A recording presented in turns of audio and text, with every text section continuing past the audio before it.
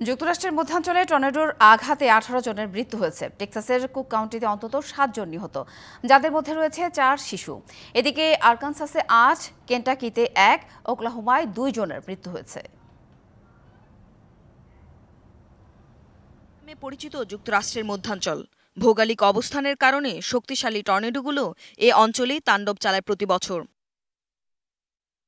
25শে মে রাতে প্রবল বাতাস ও শিলাবৃষ্টি দিয়েই আগমন হয় ঝড়ের, যা খুব দ্রুতই ভয়ঙ্কর রূপ নেয়। প্রবল ঝড় তার তাণ্ডবে শুরু করে টেক্সাস ও ওকলাহোমাতে, যা পর্যায়ক্রমে বিচ্ছিন্নভাবে আঘাত হানে অনেকগুলো অঞ্চলে, যার মধ্যে রয়েছে জেফারসন সিটি, আরকানসাস, পাদুকা, মিজৌরি ও টেনেসি সহ বেশ কয়েকটি এলাকা। তবে এসবের মধ্যে ঝড়ে সবচেয়ে বেশি ক্ষতিগ্রস্ত হয়েছে উত্তর ডালাসের কুক কাউন্টি এবং টেক্সাস। টর্নেডোর আঘাতে উত্তর পূর্ব টেক্সাসে একটি ফুয়েল স্টেশন সম্পূর্ণ ধ্বংস হয়ে গেছে। এছাড়াও অনেক যানবাহন ক্ষতিগ্রস্ত হয়েছে।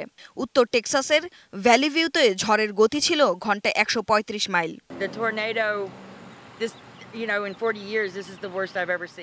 নগদে 500 টাকা বা তার বেশি পেমেন্টে পেতে পারেন ঢাকায় জমিসহ 20 কোটি টাকার পুরস্কার। 40 বছরে আমার দেখা এটি সবচেয়ে ভয়ঙ্কর ঝড়। এর আওয়াজ এতটাই ভয়ঙ্কর ছিল যে আমরা সবাই ভয় পেয়েছিলাম। এছাড়াও ডালাসের ঝড়ে যানবাহন উল্টে ও গাছপালা উপড়ে পড়ায় বিভিন্ন এলাকার যোগাযোগ ব্যবস্থা বিঘ্নিত হয়েছে। এছাড়া টর্নেডোতে আরকানসাস রাজ্যে ক্ষতিগ্রস্ত এলাকায় উদ্ধার কাজ এখনো অব্যাহত রয়েছে। উত্তর ডেন্ট কাউন্টিতে অনেক মানুষ আহত হয়েছে, তবে তার সংখ্যা কত তা এখনও নিশ্চিতভাবে জানা যায়নি। ঝড়ের কবলে বেশ কয়েকটি বাড়ি ক্ষতিগ্রস্ত হয়েছে।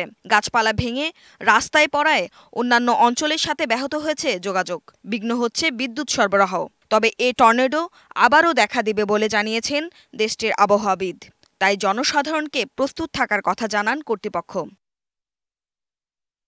Tumpa Tarafdar, DBC news desk.